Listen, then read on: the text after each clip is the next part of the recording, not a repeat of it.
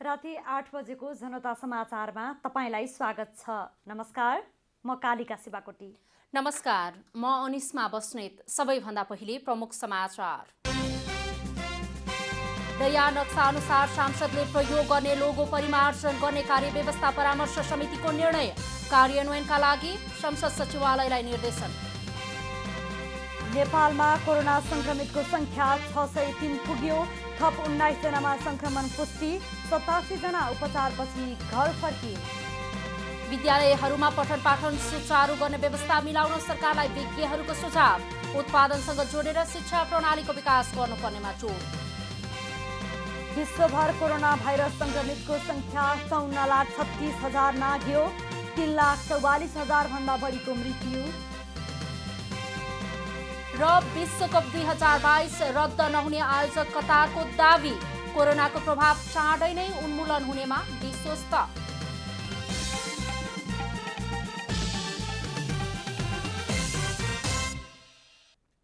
अब पूरा समाचार।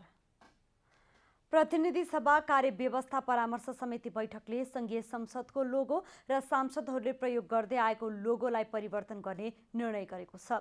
आइतबार सिंहदरबारमा बसेको बैठकले संसदको रोस्टममा राखिएको लोगो र सांसदहरूले लगाउँदै आएको लोगो परिमार्जन गर्ने निर्णय कार्यान्वयनका लागि तत्काल प्रक्रिया अघि बढाउन संघीय संसद सचिवालयलाई निर्देशन पनि दिएको छ। बैठकमा संविधान संशोधनका लागि सबै राजनैतिक दलहरू एकजुट भएर अगाडि बढ्ने विषयमा पनि छलफल भएको संसद सचिवालयका प्रवक्ता डाक्टर रोजनाथ पाण्डेले जानकारी दिनुभयो। बैठकले बजेट विनियोजनपछि जेठ 26 गतेसम्मको संसदको कार्यक्रम पनि तय गरेको छ। जुन वार्षिक अनुमानसँग सम्बन्धित बजेट आउँछ 15 गते, त्यो 15 गतेको बजेटसँग सम्बन्धित छलफल कार्यक्रमहरू चाहिँ सामान्य छलफल 18-19 गते र त्यसपछि 23 देखि पछाडि 21 गतेदेखि 25 गतेसम्म चाहिँ यसको विनियोजन शीर्षकहरूमा चाहिँ दफावार छलफल गर्ने गरी कार्यक्रमहरू अहिले टेन्टेटिभ व्यवस्था भएको छ। र 26 गते चाहिँ आर्थिक राष्ट्र ऋण र तथा जमानत विधेयक त्योसँग चाहिँ त्यसलाई पारित गर्ने गरी प्रस्ताव अगाडि बढेको छ। करिब 26 गतेसम्मको कार्यक्रमहरू आजको उसले चाहिँ सेट गरेको छ। प्रमुख प्रतिपक्षी दल नेपाली कांग्रेसका प्रमुख सचेतक बालकृष्ण खाँडले बजेटमाथिको छलफल र संसदको अन्य कार्यक्रमलाई छोटो बनाउने विषयमा छलफल भएको बताउनुभयो। बारेमा अहिलेको यो विषम परिस्थितिलाई ध्यानमा राखेर कसरी त्यसलाई छोटो बनाउने र त्यसका लागि पनि छलफल भयो।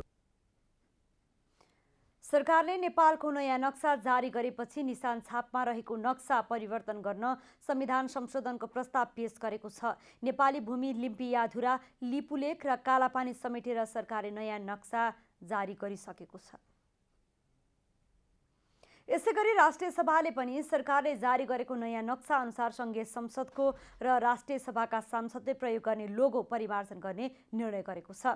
राष्ट्रिय सभाको कार्यव्यवस्था परामर्श समिति बैठकले लोगो परिवर्तन गर्ने निर्णय गरेको हो। सरकारले नेपालको अद्यावधिक नक्सा जारी गरेपछि संसदको लोगोमा प्रयोग भएको नक्सा परिवर्तन गर्नुपर्ने भएकाले समितिले सो निर्णय गरेको हो। संघीय संसद सचिवालयका सहायक प्रवक्ता दशरथ धमलाले सरकारले नेपालको परिवर्तित नक्सा राजपत्रमा प्रकाशन गरेपछि लोगोमा प्रयोग भएको नक्सा सोही अनुसार परिवर्तन गर्ने निर्णय गरिएको बताउनुभयो। नेपाल सरकारले हालै राजपत्र मार्फत सार्वजनिक गरेको लोगोलाई सार्वजनिक गरेको नक्सा जुन नेपालको नक्सा छ त्यो नक्सालाई चाहिँ संघीय संसदको लोगोमा जुन राखिएको नेपालको नक्सा छ त्यसलाई परिवर्तन गरेर नयाँ नक्सा राख्ने भनेर राष्ट्रिय सभाको कार्यव्यवस्था परामर्श समितिको बैठकले आज निर्णय गरेको छ। राष्ट्रिय सभा नियमावली 2075 को नियम 221 अनुसार सांसदहरूको पोशाक र संघीय संसदको प्रत्येक कार्यव्यवस्था परामर्श समितिको परामर्शमा अध्यक्षले तोके बमोजिम हुने व्यवस्था छ। बैठकले जेठ 12 गतेका लागि बोलाएको बैठक एक दिन पर सारेको छ। 12 गते मुस्लिम समुदायको पर्व ईद उल फित्र परेकाले बैठक एक दिन पर सारिएको हो। बैठक 13 गते 11 बजे बस्नेछ। नेपालमा थप 19 जनामा कोरोना संक्रमण देखिएसँगै संक्रमितको संख्या 603 पुगेको छ। स्वास्थ्य तथा जनसङ्ख्या मन्त्रालयका अनुसार प्रादेशिक जनस्वास्थ्य प्रयोगशाला विराटनगर, राष्ट्रिय जनस्वास्थ्य प्रयोगशाला टेकु र प्रादेशिक जनस्वास्थ्य प्रयोगशाला भैरवामा 19 जनामा संक्रमण देखिएको हो। आइतबार थपिएकामा काठमाडौँ 16 खुट्टेका 1, नुवाकोटका 1, मोरङका 1, बाराका 1, पर्साका 3, रौतहट 1, सर्लाही 1, रूपन्देही 6, कपिलवस्तु 3, गुल्मीमा 1 जना रहेका छन्।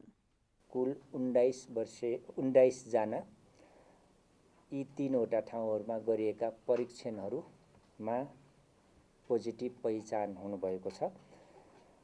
यसरी कुल संक्रमित हुने व्यक्तिहरूको संख्या 603 रहेको छ।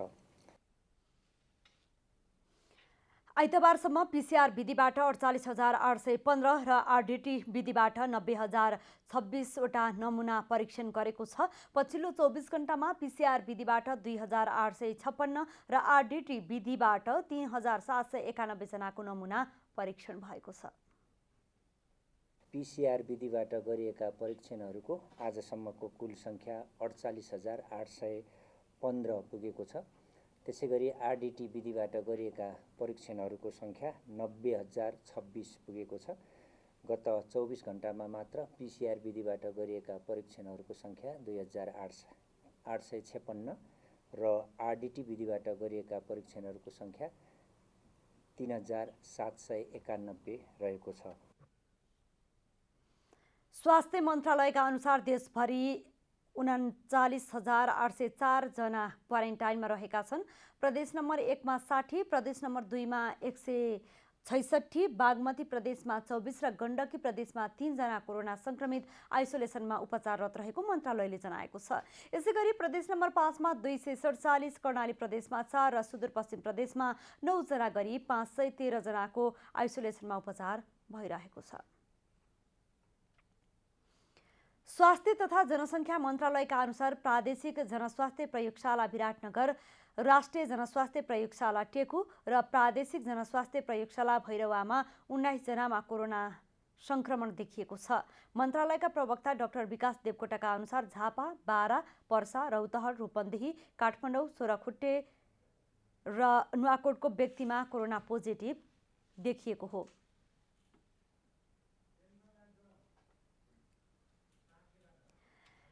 यस विषयमा थप जानकारी गराउनका लागि हाम्रा जिल्ला स्थित संवाददाताहरू प्रत्यक्ष सम्पर्कमा हुनुहुन्छ। सबैभन्दा पहिले यहाँहरूलाई हामी बारातर्फ लग्न चाहन्छौँ।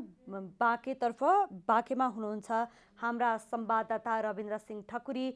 रविन्द्रजी, के छ बाँकेको पछिल्लो अवस्था, कोरोना संक्रमितहरूको के छ, जानकारी गराउनुहोस्।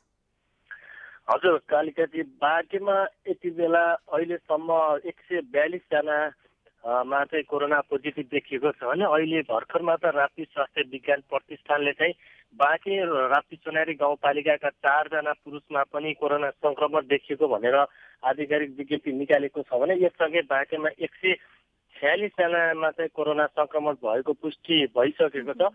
यससँगै बाँकेको नरैनापुरमा अहिलेसम्म 114 जनामा कोरोना संक्रमण भएर सबैभन्दा अग्रस्थानमा रहेको छ भने सो ठाउँलाई चाहिँ आज राति 8 बजेदेखि अर्को सूचना जारी नभएसम्मका लागि निषेधाज्ञा जारी गरिएको छ। निषेधाज्ञा जारी गरेसँगै स्वाब कलेक्सनमा गर्नका लागि सहज हुने र ट्रेकिङ गर्न लगायत मानिसहरूको आवत जावत कम हुने भएकोले पनि निषेधाज्ञा जारी गरिसकेको अवस्था छ।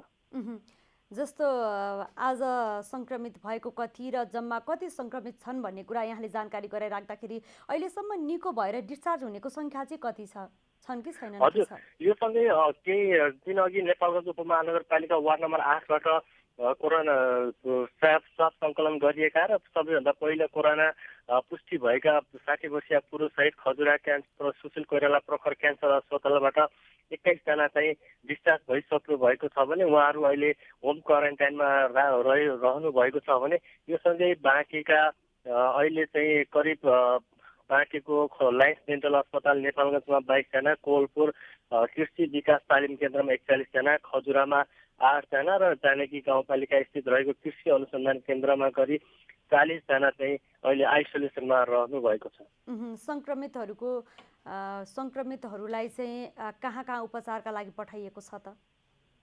हजुर, त्यही त संक्रमितहरूका लागि चाहिँ 40 जना जानकी गाउँपालिका स्थित कृषि अनुसन्धान केन्द्र डेन्टल हजुर नेपालगञ्ज लायन्स डेन्टल अस्पताल नेपालगञ्जमा 22 जना, कोलपुर स्थित रहेको कृषि विकास तालिम केन्द्रमा 41 जना, खजुरा स्थित सुशील कोइराला प्रखर क्यान्सर अस्पतालमा 8 जना अहिले आइसोलेसनमा रहेर उपचार गरिराख्नु भएको छ भने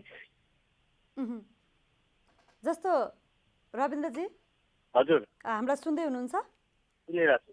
अब जस्तो सङ्क्रमितहरूको उपचार कहाँ कसरी भइराखेको छ भन्ने कुरा यहाँले जानकारी गराइराख्दा नि त्यहाँका क्वारेन्टाइनहरूको व्यवस्था कसरी मिलाइएको छ? जस्तो स्वास्थ्य सामग्री जति पनि आधारभूत स्वास्थ्य सामग्रीहरू चाहिने हो क्वारेन्टाइनमा बस्नको लागि ती छन् छैनन्, क्वारेन्टिनहरूको चाहिँ के कसरी व्यवस्था मिलाइएको छ यो विषयमा जानकारी गराउनुहोस्।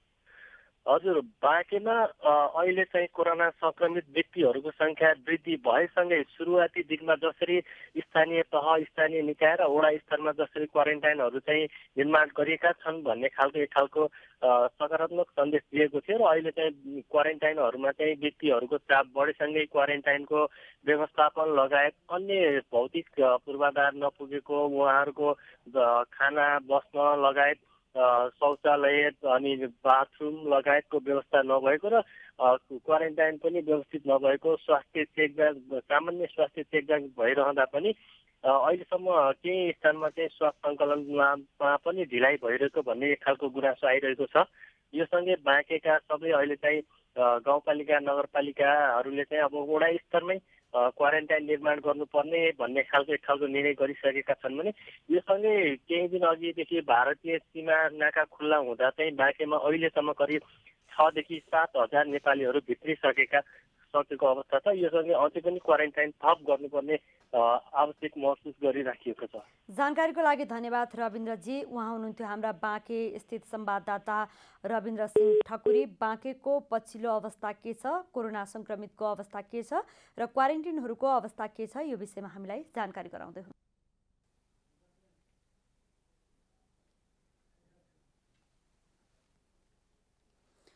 दर्शकबिन, हामी यति बेला देशका विभिन्न जिल्लामा कोरोना संक्रमितहरूको अवस्था कस्तो छ र त्यहाँ कसरी सङ्क्रमितहरूलाई कसरी व्यवस्थापन उपचार कसरी गरिँदैछ भन्ने विषयमा हाम्रा देशका विभिन्न जिल्लाका संवाददाताहरूसँग जानकारी लिइरहेका छौँ। अब यसै विषयमा कुराकानी गर्नका लागि बारा संवाददाता अनिल तिवारी हुनुहुन्छ।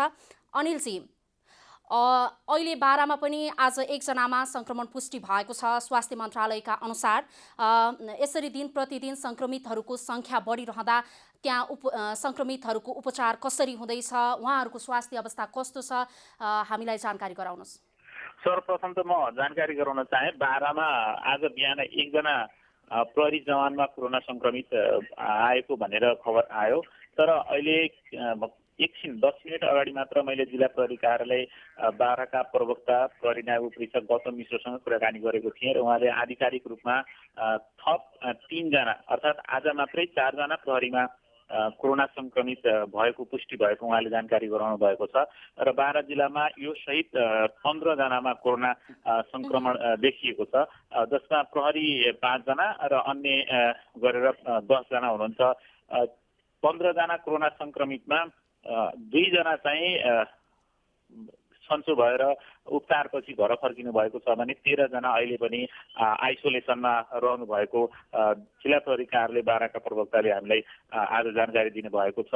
र त्यसै गरी यो पर्सासँग जोडिएको भएको कारणले गर्दा नारायणी अस्पतालमा चाहिँ 1 जना उपचारमा हुनुहुन्छ र कोलया अस्पतालमा अहिले पनि 12 जना उपचार गराइरहेको जानकारी हामीले आएको छ। जस्तो अहिले बारामा संक्रमितको संख्या पनि बढिरहेको छ, त्यसै गरी छिमेकी मुलुकहरूबाट आउने नागरिकहरूको संख्या पनि बढिरहेको छ, त्यहाँ क्वारेन्टाइन अनि आइसोलेसनहरूलाई कसरी व्यवस्थापन गरिएको छ? जस्तै बारा जिल्लामा खासै ठुलो बोर्डर जस्तो त छैन, तर सामान्य सीमा नाका भएको कारणले गर्दा सीमा नाकामा चेकपोस्ट र सशस्त्र एपिएफ का जवानहरूलाई एउटा सशस्त्र प्रहरीले अर्को सशस्त्र प्रहरीलाई देख्ने गरी जुन सुरक्षा व्यवस्था बनाइएको छ त्यसअनुसार जति पनि भारतका प्रहरीले नेपालतर्फ छोडिदिरहेका व्यक्तिहरू भारतबाट आइरहनु भएको छ उहाँहरूलाई प्रहरीले जानकारी लिएर जुन पालिकामा हुनुहुन्छ त्यस पालिकासँग समन्वय गरेर त्यहाँको क्वारेन्टाइनमा पठाएर क्वारेन्टाइन गर्ने काम पनि भइरहेको छ। यद्यपि 12 जिल्लाको क्वारेन्टाइनको अवस्था हेर्ने हो भने खासै गुणस्तरीय र त्यति राम्रो पाइएको छैन, तर पनि क्वारेन्टाइनमा राखेर उपचार भने भइरहेको हामीले पाएका छौँ। जसरी यो क्वारेन्टाइनहरू व्यवस्थित छैन भन्ने मापदण्ड विपरीत छन् भन्ने कुराहरू आइरहेको छ, स्थानीय प्रशासनको चाहिँ के छ प्रतिक्रिया? स्थानीय प्रशासनले सहजीकरण गर्ने काम मात्रै गरेको छ। त्यहाँ पूर्वाधारहरू के छन् भन्ने कुरा छ, तर मुख्य कुरा के छ भने जुन स्थानीय पालिका छ त्यही स्थानीय पालिकाले व्यवस्थापन गर्नुपर्ने हो। सबैभन्दा ठुलो चुनौती भनेको आर्थिक व्यवस्थापन नै हो। र पालिकाहरूले अब आर्थिक व्यवस्थापन गर्न सकेको छ या छैन भन्ने कुरो हामीले त गरिरहेका छौँ, जति छ त्यति गरेका छौँ भन्ने कुरा गर्नुहुन्छ, तर भने जस्तो उहाँहरूले जुन व्यवस्थापन गर्नुपर्ने हो त्यो गर्न सकेको छैन। जिल्ला प्रहरी कार्यालय बाह्रका प्रमुखसँग पनि आज मेरो यस विषयमा कुराकानी भयो। उहाँले हामीले त्यस ठाउँको व्यवस्थापन त्यहाँको सरसफाइलाई प्रमुख मुद्दा बनाएर हामीले त्यहाँ गएर पटक पटक जानकारी गराइरहेका छौँ, उहाँहरूलाई भनिरहेका छौँ, तर पनि कहाँ कता जति राम्रो हुनुपर्ने हो त्यति राम्रो हुन सकेको छैन। तर सबैले हामीले गरिरहेका छौँ भनेर हामीलाई आश्वासन दिइरहनु भएको छ र यो बाहेक बढी त आफूले पनि केही गर्न नसक्ने भन्ने कुरा आएको छ। त्यही अनुसार भइरहेको छ। तर हिजो अस्तिको तुलनामा जुन लापरवाही थियो, सरसफाइ पनि नहुने स्थिति थियो भने आज केही हदसम्म सरसफाइहरू भएको पाइएको भन्ने कुराहरू पनि जानकारी आएको छ। जसरी यो बस्ने ठाउँ अव्यवस्थित भएको कुराहरू आइरहँदा परीक्षणको दायरालाई चाहिँ कसरी अगाडि बढाइएको छ? सङ्क्रमितहरू दिन प्रतिदिन चाहिँ बढिरहेका छन्, कसरी अगाडि बढ्दैछ? खास गरी हिजो मात्रै सिमरौनगढमा 6 जनामा देखिएको जुन कोरोना सङ्क्रमितको सङ्ख्या थियो त्यो भारतबाट आएका व्यक्तिहरू जति आएका थिए क्वारेन्टाइन गरेर राखिएको थियो र त्यो व्यक्तिहरूको स्वाब परीक्षण गर्दाखेरि ती व्यक्तिहरू भेटिए र एकजना सञ्चारकर्मी र उहाँको परिवार र आज थप 5 जना सुरक्षाकर्मी सहित 5 जना सुरक्षाकर्मीमा देखियो। जहाँ जुन व्यक्तिहरूमा कोरोना सङ्क्रमित देखिन्छ ती व्यक्तिहरूसँगको जुन कन्ट्याक्ट ट्रेसिङ हुन्छ त्यो सँग मात्रै अहिले परीक्षण हुने कामहरू चाहिँ भइरहेको छ। किटको अभाव हुनसक्छ परीक्षण गर्ने क्रममा, तर कन्ट्याक्ट ट्रेसिङ सँग सम्बन्धित जति व्यक्तिहरू छन् ती व्यक्तिहरूलाई जिल्ला जनस्वास्थ्य कार्यालय र जिल्ला प्रमुख बाह्रको जुन एउटा टिम छ त्यो टिमले चाहिँ ती व्यक्तिहरूको स्वाब परीक्षण गर्ने काम चाहिँ गरिरहेको हामीले जानकारी आएको छ। हस्, जानकारीका लागि यहाँलाई धेरै धेरै धन्यवाद। उहाँ हुनुहुन्थ्यो हाम्रा बारा सहकर्मी अनिल तिवारी। बारामा आज मात्रै 15 जनामा कोरोना भाइरस सङ्क्रमण पुष्टि भएको छ। हामी जनता समाचारमा छौँ। अब थप समाचार। शिक्षाविदहरूले विद्यालय स्तरको पठन पाठन सुचारू गर्ने व्यवस्था मिलाउन र एसईको परीक्षा स्थगन गर्न सरकारलाई सुझाएका छन्। कोरोनाका समयमा विद्यालय सञ्चालन गर्न कठिन भए उत्पादनसँग जोडेर शिक्षा प्रणालीको विकास गर्नुपर्ने विज्ञहरूको सुझाव छ। सङ्घीय संसद, प्रतिनिधि सभा र राष्ट्रिय सभा अन्तर्गतका राज्यका निर्देशक सिद्धान्त, नीति र दायित्वको कार्यान्वयन, अनुगमन तथा मूल्याङ्कन समितिको आइतबारको संयुक्त बैठकमा विज्ञहरूले एसईको परीक्षा स्थगित गर्न र विद्यालयलाई सञ्चालन गर्ने वातावरण निर्माण गर्न सुझाव दिएका छन्। विद्यार्थीहरूलाई पालै पालो विद्यालय बोलाएर पढाइ सुचारू गर्नुपर्ने विज्ञहरूको सुझाव छ। अधिकांश विद्यालयलाई क्वारेन्टाइन बनाइएको र त्यसको व्यवस्थापन कठिन हुने भन्दै सरकारले तत्काल विचार गर्नुपर्ने विज्ञको सुझाव छ। विद्यालयलाई निर्मलीकरण गर्ने, पालै पालो विद्यालयमा बोलाउने, विद्यार्थीलाई मास्क, पन्जा र सेनिटाइजरको व्यवस्था गर्ने, प्रत्येक विद्यालयमा इन्फ्रारेड थर्मोमिटरको व्यवस्था गर्ने, शौचालयको राम्रो व्यवस्था गर्ने लगायतका काम गर्न पनि विज्ञको सुझाव छ। हामी मास्कको कुरो के गर्ने होला, ग्लोभको कुरो के गर्ने होला, सेनिटाइजरको कुरो कसरी गर्ने होला, एउटा त्यो ठुलो चाहिँ समस्या हामीमा छ।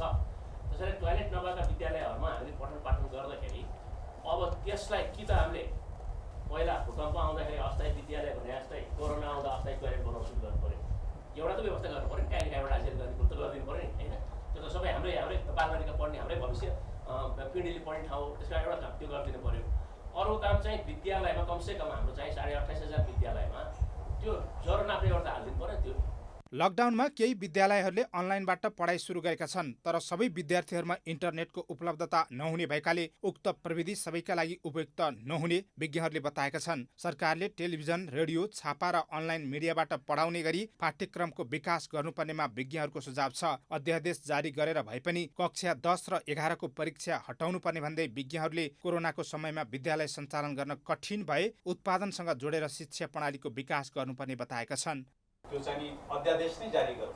साना साना अध्यादेश जारी गरेर चाहिँ त्यत्रो हङ्गामा मचाउनुहुन्छ होइन भनेपछि चाहिँ यो चाहिने काम अध्यादेश जारी गर्न मिल्दैन। प्रधानमन्त्रीसँग हामी म त के पनि भने प्रधानमन्त्रीसँग हामीले भेट्नु पाउँ न, कतैतिर दरखास्त हाल्नु पाइन्छ भने दरखास्त हालौँ, जाउँ हामी ठाडै गरेर भनौँ भने त्यो पनि गर्न सकिएन। अब हजुरहरूले चाहिँ त्यो किसिमको ठाउँमा पुगाइदिनु पऱ्यो, जसले गर्दाखेरि चाहिँ के हो भने होइन है 10 र 11 को जाँच गर्नुपर्ने, राष्ट्रिय स्तरमा गर्नुपर्ने जरुरी छ। यो तिनवटा आधार छ। बैठकमा सांसदहरूले प्रविधिको प्रयोग गरी विद्यालय शिक्षालाई सुचारू गर्न सकिने बताएका छन्। केही नयाँ अपर्च्युनिटीहरू खोला छ, त्यसलाई प्रयोग गरौँ। प्रविधिको धेरै ठुलो खाल्टो बाँकी रहँदैन, त्यो खाल्टो पुरिँदै जान्छ।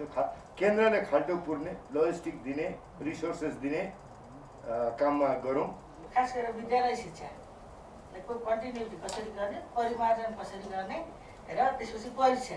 मैले पनि बार मैले दिने सुझावसँगै परीक्षा हटाएको।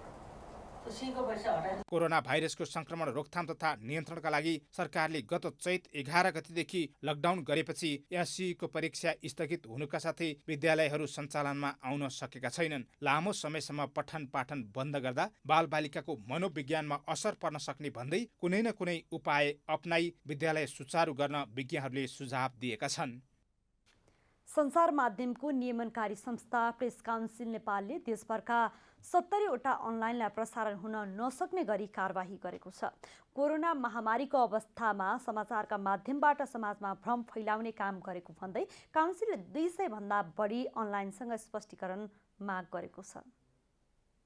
कोरोना महामारीका बेला समाजमा भ्रम फैलाउने समाचार प्रसारण गरेको भन्दै सञ्चार माध्यमको नियमनकारी संस्था प्रेस काउन्सिल नेपालले 270 भन्दा बढी अनलाइनलाई कारबाही गरेको छ। काउन्सिलले देशभरका 70 वटा अनलाइनलाई प्रसारण हुन नसक्ने गरी कारबाही गरेको छ भने 200 भन्दा बढी अनलाइनसँग स्पष्टीकरण माग गरेको छ। कठिन परिस्थितिमा ब्रेकिङ गर्ने नाममा समाजमा अफवाह फैलाएको भन्दै कारबाही गरेको काउन्सिलले जनाएको छ। सेन्सरसिप भन्दा पनि सेल्फ सेन्सरसिपमा बसेर पत्रकारहरूले आफ्नो दायित्व, कर्तव्य र समाजप्रतिको जिम्मेवारी निर्वाह गर्नुपर्ने हुन्छ।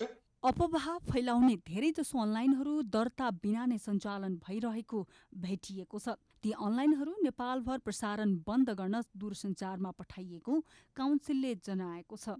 पत्रकारहरूको हकमा सामाजिक सञ्जाल नेपालमा दर्ता नभएका फेसबुक, ट्विटर, टिकटक, व्हाट्सएप जस्ता सामाजिक सञ्जालहरू मार्फत पनि केही टिप्पणी, सेयर, लाइक्स, कमेन्ट्स गरेको हकमा चाहिँ पत्रकार आचार संहिता आकर्षित हुने र पत्रकारहरूले सबैतिर नै आफू सम्बद्ध मिडिया मात्रै होइन आफ्नो व्यक्तिगत धारणा सामाजिक सञ्जाल मार्फत प्रकट गर्दा पनि पत्रकार आचार संहिताको परिधिभित्र रहनुपर्ने। यता पत्रकारहरूको छाता संस्था नेपाल पत्रकार महासंघले पनि पत्रकार आचार संहिता पालना गरी समाचार सम्प्रेषण गर्न सबैलाई सचेत गराएको छ। पत्रकारहरूले पनि आफ्नो कर्तव्य र जिम्मेवारीलाई बोध गर्नु पर्यो। आचार संहिताको पूर्ण पालनामा हामी प्रतिबद्ध हुनु पर्यो। हामी जिम्मेवार र मर्यादित पत्रकारितालाई पनि हामीले सँगसँगै लिएर जानुपर्छ। कारबाहीमा परेका अनलाइनहरूले कोरोना बारेको तथ्याङ्क बढाइ चढाइ गर्ने गरेको, कोरोना पोजिटिभ देखिएकाहरूको गोपनीयता भङ्ग गरेको, लकडाउन जारी रहँदा खुलेको भनेर समाचार प्रसारण गरेको लगायतका समाजमा भ्रम फैलाउने कार्य गरेको प्रेस काउन्सिलको ठहर छ। कमला हमाल, काठमाडौँ। गण्डकी प्रदेश सभाको बजेट तथा बर्खे अधिवेशन आजबाट पोखरा सभागृहमा सुरु भएको छ। बजेट तथा बर्खे अधिवेशनको पहिलो दिन सभालाई सम्बोधन गर्दै गण्डकी प्रदेश सरकारका मुख्यमन्त्री पृथ्वी सुब्बा गुरुङले कोरोना भाइरस नेपालका लागि चुनौती मात्र नभई अवसर पनि भएको बताउनुभयो। सभालाई सम्बोधन गर्दै मुख्यमन्त्री गुरुङले स्वास्थ्य क्षेत्रको पूर्वाधार विकासका लागि पर्याप्त बजेट विनियोजन हुनुपर्ने, प्रदेशका सबै जिल्ला अस्पताललाई विकास गर्नुपर्ने, गण्डकी प्रदेश सरकारले टेकु अस्पताल जस्तै सरुवा रोग रोकथाम तथा नियन्त्रण अस्पताल बनाउने बताउनुभयो।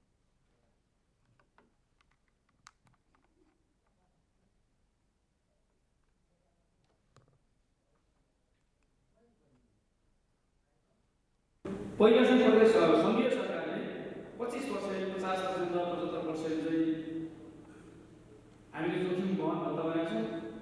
उहाँले चाहिँ तपाईँको कोभिड भत्ता भन्नुभयो। त्यसमा मध्य प्रदेशले के भन्यो भने 25% थपिदिन्छौँ हामी भनेर 25% जम्मामा हामीले 50% पुर्याउने, 50% पाउने भनेर 75% पुर्याउने, 75% चाहिँ गभर्मेन्टको 100% पाउने भनेर चाहिँ हामीले निर्णय लियौँ। अधिवेशन आगामी जेठ 13 गते मङ्गलबारबाट पुनः निरन्तर हुने जनाइएको छ। अर्थतन्त्रका सम्पूर्ण परिसूचक नकारात्मक देखिएको वर्तमान अवस्थालाई अध्ययन गरेर आगामी आर्थिक वर्षको बजेट ल्याउनुपर्ने आवश्यकता छ। सरकारले सङ्कटग्रस्त क्षेत्रको पुनरुत्थान गर्ने गरी बजेट प्राथमिकता निर्धारण गर्नुपर्नेछ। कोरोना भाइरस संक्रमणका कारण विश्व परिस्थितिसँगै नेपालका सम्पूर्ण अर्थव्यवस्थाका परिसूचक नकारात्मक दिशामा गएका छन्। नेपालमा अनुमान गरिएको 8.5% को आर्थिक वृद्धि दर 2% हाराहारीमा खुम्चिने देखिएको छ। राजस्व र रेमिट्यान्स दुवै घटेको छ। पर्यटन क्षेत्र नकारात्मक अवस्थामा छ। व्यावसायिक औद्योगिक क्षेत्र ठप्प छन्। वैशाख मसान्तसम्मको तथ्याङ्कलाई हेर्दा 4 खर्ब 8 अर्बको विनियोजित पुँजीगत खर्च 1 खर्ब 14 अर्ब मात्र खर्चिएको छ। यो विनियोजनको करिब 28% हो। खर्च पनि नगर्ने, आम्दानी वृद्धि दर, विदेशी मुद्रा घट्ने, तरलता प्रवाहमा प्रतिकूल प्रभाव पर्ने, रोजगारी सङ्कुचित हुने अवस्थामा सार्वजनिक गरिन लागेको बजेटलाई परिस्थिति अनुकूल बनाइनु पर्नेछ। खर्च पनि नगर्ने, आम्दानी पनि घट्ने, ग्रोथ पनि घट्ने, फरेन करेन्सी पनि घट्ने, त्यसो गर्दाखेरिमा मुद्राको चाहिँ लिक्विडिटीको प्रभावलाई पनि प्रतिकूल प्रभाव पर्ने, रोजगारी पनि सङ्कुचित हुने, रोजगारी प्रभावित हुने, यस्तो बेलामा स्वाभाविक रूपमा बजेट कसरी ल्याउने भन्दा आफ्नो घाँटी हेरी हाड निल्नुपर्छ। अस्तव्यस्त अर्थतन्त्रको पुनरुत्थान र पुँजीगत खर्च गर्न सक्ने विषयलाई बजेटले ध्यान दिनुपर्नेछ। नयाँ भन्दा पनि पुराना आयोजना सक्नेतर्फ सरकारको प्राथमिकता हुनुपर्छ। अस्तव्यस्त भएका आर्थिक क्षेत्रहरूलाई रिभाइभ गर्नको लागि केन्द्रित गर्नुपर्छ। नयाँ योजनाहरूतर्फ जाने भन्दा पुराना योजनालाई सक्ने गरी फेरि पुँजीगत खर्च नगर्ने हो भने हाम्रो उत्पादन र चाहिँ रोजगारीको चाहिँ आधारशिला नै कमजोर हुन्छ। त्यसमा हामीले केन्द्रित गर्नुपर्नेछ। कोरोनाबाट उन्मुक्ति, शिक्षा, रोजगारी, कृषि उत्पादन वृद्धि र खाद्य सङ्कट हटाउनेतर्फ बजेटलाई विशेषतः केन्द्रित बनाइनु पर्नेछ, जबकि बजेट प्रतिफलमुखी बन्न सकोस्। अर्थतन्त्रमा परेको जोखिमका क्षेत्रहरूलाई रेस्क्यु गर्ने गरी बजेट आउनुपर्छ। त्यसो गर्न सक्यौँ भने मात्रै हामी एउटा ठोस रूपले अहिलेको यो सङ्कटबाट छिटोभन्दा छिटो मुक्त हुन सक्छौँ। अन्यथा हामीले धेरैतिर पैसा छर्यौँ भनेदेखि कुनै पनि क्षेत्रले चाहिँ चाहिने जति चाहिँ के भने स्रोत पाउँदैनन् अनि त्यसले दिने प्रतिफल पनि ढिलो हुन्छ या हुँदैन। अर्थतन्त्रमा परेको जोखिमका क्षेत्रलाई उद्धार गर्ने गरी आगामी आर्थिक वर्षको बजेट बनाउनतर्फ सरकारले ध्यान पुर्याओस्। हरिशरण नेउपाने, काठमाडौँ। नेपाली कङ्ग्रेसले कोरोना भाइरसको असर र चाल्नुपर्ने कदमका बारेमा अध्ययन गर्न गठन गरेको विशेष समितिले आफ्नो प्रतिवेदन बुझाएको छ। कङ्ग्रेसले लकडाउनलाई खुकुलो पार्न सुझाव दिएको छ। नेपाली काङ्ग्रेसले कोरोना भाइरसको असर र चाल्नुपर्ने कदमका बारेमा अध्ययन गर्न गठन गरेको विशेष समितिले आफ्नो प्रतिवेदन बुझाएको छ। समितिका संयोजक विनोद चौधरीले काङ्ग्रेस सभापति शेरबहादुर देउवालाई प्रतिवेदन बुझाउनु भएको हो। कोरोनाबाट लगानी, पूर्वाधार र रोजगारमा परेको र पर्न जाने असर न्यून गर्न तत्कालीन र आगामी आर्थिक वर्षभित्र चालिनुपर्ने कदमहरूका बारेमा प्रतिवेदनमा उल्लेख गरिएको छ। समितिको प्रतिवेदनमा पहिलो ध्यान नागरिकको जीवन रक्षा, औषधि उपचार र उपकरणको व्यवस्थामा लगाउन सुझाव दिइएको छ। काङ्ग्रेसको प्रतिवेदनमा दैनिक ज्यालादारी गरेर जीवन निर्वाह गर्ने र विपन्नमा अहिले खाद्यान्न सङ्कट रहेको उल्लेख गर्दै सरकारले दाल चामलको विकल्पमा जीवन यापनका लागि लकडाउनभरि र लकडाउन सकिएको 3 महिनासम्म प्रति विपन्न परिवार न्यूनतम मासिक 5,000 रुपियाँका दरले नगद रकम उपलब्ध गराउन सरकारलाई सुझाव दिएको छ। अबको बाटो खुकुलो, सुरक्षित लकडाउन र चलायमान अर्थतन्त्र भन्ने समितिको निष्कर्ष छ। सरकारले पुरै देश लकडाउन गर्दा पनि समस्या समाधान हुनुको सट्टा बढ्दै जानुको एउटै कारण खुला सिमाना र अव्यवस्थित तयारी रहेको प्रतिवेदनमा उल्लेख छ। अझै पनि बिना कुनै योजना लकडाउन बढाउँदै जाने हो भने सामाजिक द्वन्द्व बढ्ने निश्चित रहेको भन्दै समितिले अब यो अवधिको लकडाउन सकिएपछि आवश्यक सुरक्षा अपनाउँदै लकडाउन खुकुलो पार्न भनिएको छ। आगामी वर्षको बजेट र मौद्रिक नीतिमा सामेल हुनुपर्ने नीतिगत सुधारहरूका बारेमा पनि काङ्ग्रेसले उत्पादनशील क्षेत्रमा केन्द्रित हुन सुझाएको छ। अब आर्थिक समाचार।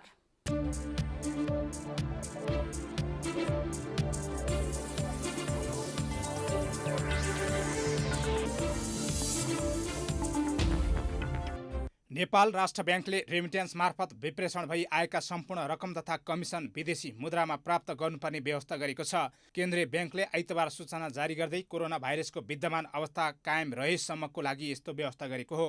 विदेशबाट नेपाली कामदार कार्यरत कम्पनी तथा ब्याङ्क वित्तीय संस्थासँगको सहकार्यमा कामदार कार्यरत कम्पनीले सम्बन्धित ब्याङ्कमा खाता खोली व्यक्ति वा व्यक्तिले तोकेको हितग्राहीको नाममा भुक्तानी हुने गरी विदेशी मुद्रा विप्रेषण गरी नेपाल पठाउने र रकम नेपालमा प्राप्त गरिसके पश्चात सम्बन्धित विप्रेषण प्रदायकले नेपाल स्थित हिताधिकारीलाई विद्यमान व्यवस्था अनुरूप भुक्तानी गर्न सक्ने जनाएको छ। विदेशबाट रकम पठाउने ब्याङ्कले नेपालमा रहेको हितग्राहीको सम्पूर्ण विवरण विद्यमान व्यवस्था अनुरूप उपलब्ध गराउनुपर्ने राष्ट्र ब्याङ्कले जनाएको छ। यसरी प्राप्त विवरणको आधारमा नेपाल स्थित विप्रेषण प्रदायक ब्याङ्क वित्तीय संस्था एवं कम्पनीले अन्तिम हिताधिकारी यकिन गरी नेपाली रुपैयाँमा भुक्तानी गर्नुपर्ने व्यवस्था गरेको छ। कारोबार गर्दा अस्वाभाविक कारोबार भएको पाइएमा तत्काल कारोबार बन्द गरी नेपाल राष्ट्र ब्याङ्कलाई जानकारी गराउन भनिएको छ। केन्द्रीय ब्याङ्कले कारोबार गर्ने रकमको सीमा प्रतिदिन प्रतिपटक प्रति व्यक्ति अधिकतम 1500 अमेरिकी डलर हुनुपर्ने व्यवस्था गरेको छ।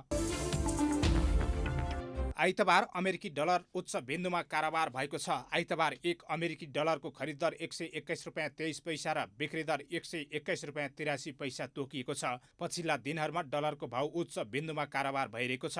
विश्व अर्थतन्त्रमा कोरोना प्रभाव जारी रहँदा लगानीकर्ताको ध्यान डलरतर्फ आकर्षित भएको बताइएको छ। अमेरिकी डलरको तुलनामा भारतीय मुद्राको विनिमय दर पनि खस्केको छ। नेपाली र भारतीय रुपियाँबीच स्थिर विनिमय दर रहेकाले भारूमा आएको उतार चढावको सिधा प्रभाव नेपालको विनिमय प्रणालीमा पर्छ। डलरसँग भारू जुन दरमा अवमूल्यन हुन्छ त्यही अनुसार नेपाली मुद्राको अवमूल्यन हुने गर्दछ।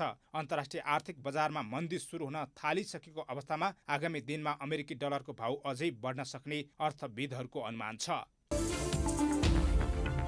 लकडाउनको समयलाई सदुपयोग गर्दै मोरङको सुन्दर हरैचा नगरपालिकाले मानव स्वास्थ्यका लागि विभिन्न कार्यक्रमसहित भौतिक विकासको काम समेत गर्दै आएको छ। कोरोना भाइरसको संक्रमण फैलिन नदिन सरकारले जारी गरेको लकडाउनका कारण लामो समयदेखि बन्द रहेको विद्यालय निर्माणका कार्यहरू स्थानीय निकायले अघि बढाएका छन्। मोरङको सुन्दर हरैचा नगरपालिकाले पनि सामाजिक दूरी कायम गर्दै विकास निर्माण कार्य अघि बढाएको हो।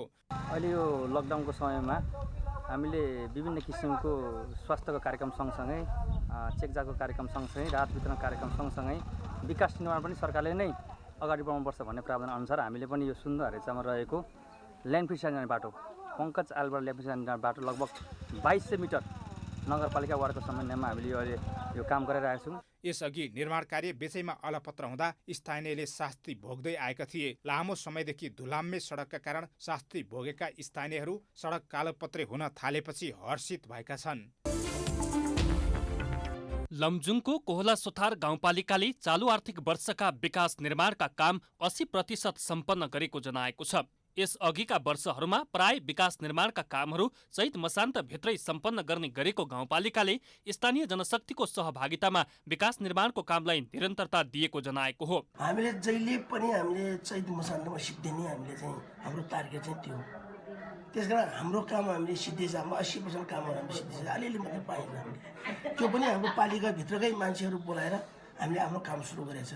जिल्लाको दोर्दी गाउँपालिकाले पनि कोरोना भाइरस संक्रमणको जोखिमसँगै जारी लकडाउनका कारण रोकिएका विकास निर्माणका कामलाई तीव्रता दिएको छ। विगत 2 महिना अघिदेखि रोकिएका विकास निर्माणका कामहरूमा अनुकूल वातावरण मिलाएर निरन्तरता दिन थालेको गाउँपालिकाले जनाएको छ। जुन ठाउँमा मानिसहरू छन् ती मानिसहरूले चाहिँ बसेर चाहिँ विकासको योजना पुरा गर्नुपर्छ।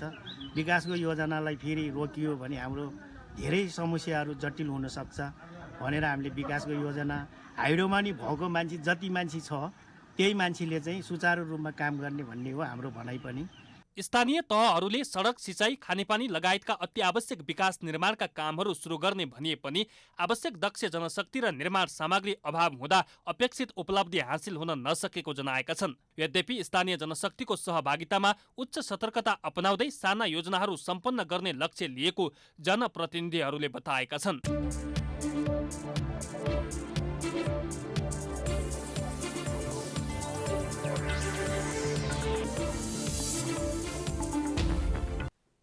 अब खेलकुद समाचार।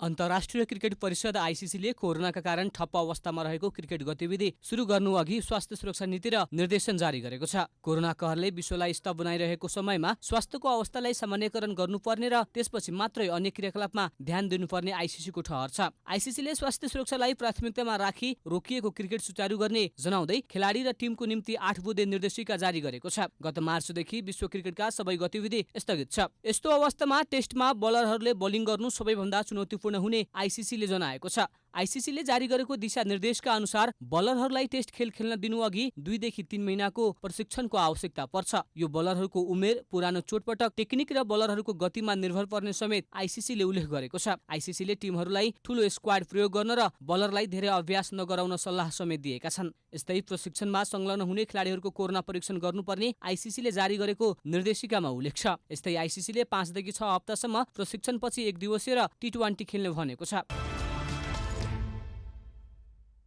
भारतीय क्रिकेट टिमका भरपर्दा ब्याट्सम्यान तथा ओपनर रोहित शर्मा फिटनेस परीक्षणको तयारीमा लागेका छन्। केही दिनभित्रै फिजिकल फिटनेस परीक्षण गर्ने र अभ्यासमा फर्कने उनको योजना छ। भारतले यसअघि न्युजिल्यान्डसँग खेलेको T20 सिरिजको क्रममा घाइते भएका शर्मा व्यक्तिगत अभ्यासको तयारीमा छन्। कोरोना भाइरस कोभिड-19 को महामारीपछि अभ्यास थाल्ने योजना पूरा गर्न उनका लागि फिजिकल फिटनेस परीक्षण अनिवार्य गरिएको छ। न्युजिल्यान्ड विरुद्ध भएको सिरिजका क्रममा उनलाई चोट लागेको थियो। त्यसपछि टिमका फिजियोले केही महिना आराम गर्न सुझाव समेत दिएका थिए। उनको आरामको समय लकडाउन अघि नै सकिएको थियो। उनी लकडाउन अघि नै खेल्न तयार थिए, तर फिटनेस परीक्षण हुन ढिला भयो भने कोरोनाका कारण क्रिकेट पनि ठप्प भयो।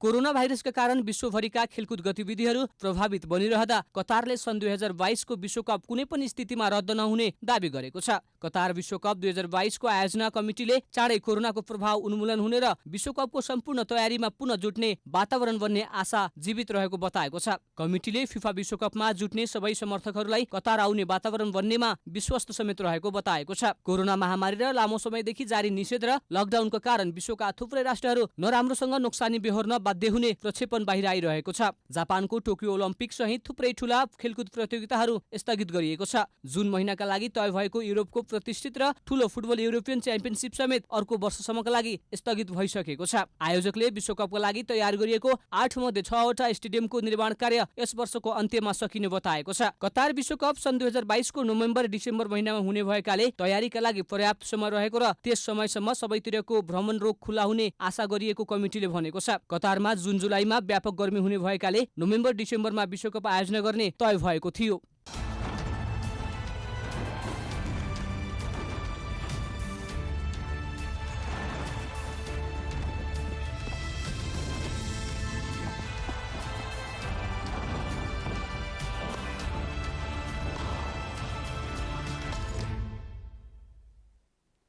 अब मौसम समाचार।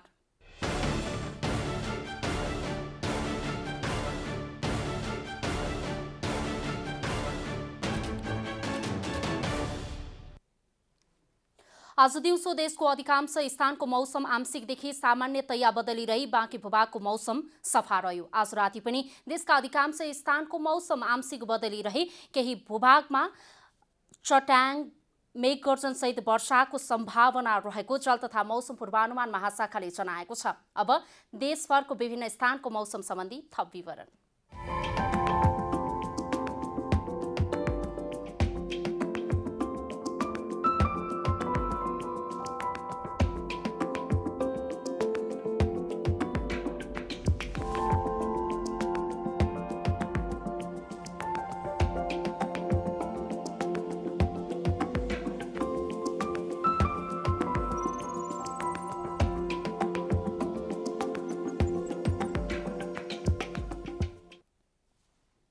अन्त्यमा आजको डायरी।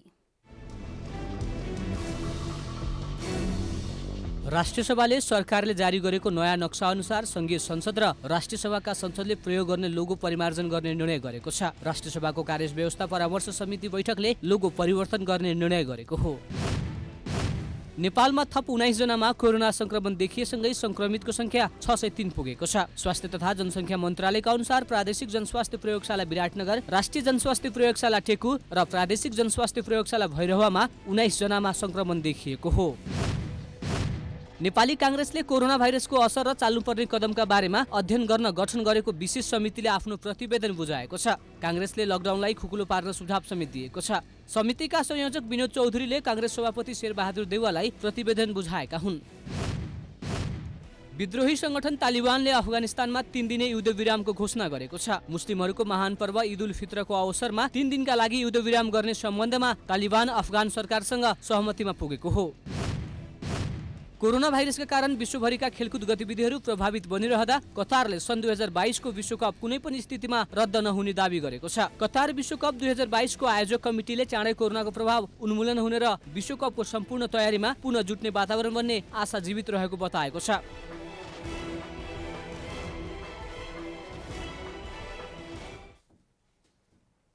जनता समाचार अहिलेलाई यति नै। जनताद्वारा जनताका लागि प्रसारित जनता टेलिभिजनका कार्यक्रमहरू युट्युब, ट्विटर, फेसबुक र हाम्रो वेबसाइट जनतासमाचार.com मा पनि पढ्न र हेर्न सक्नुहुनेछ।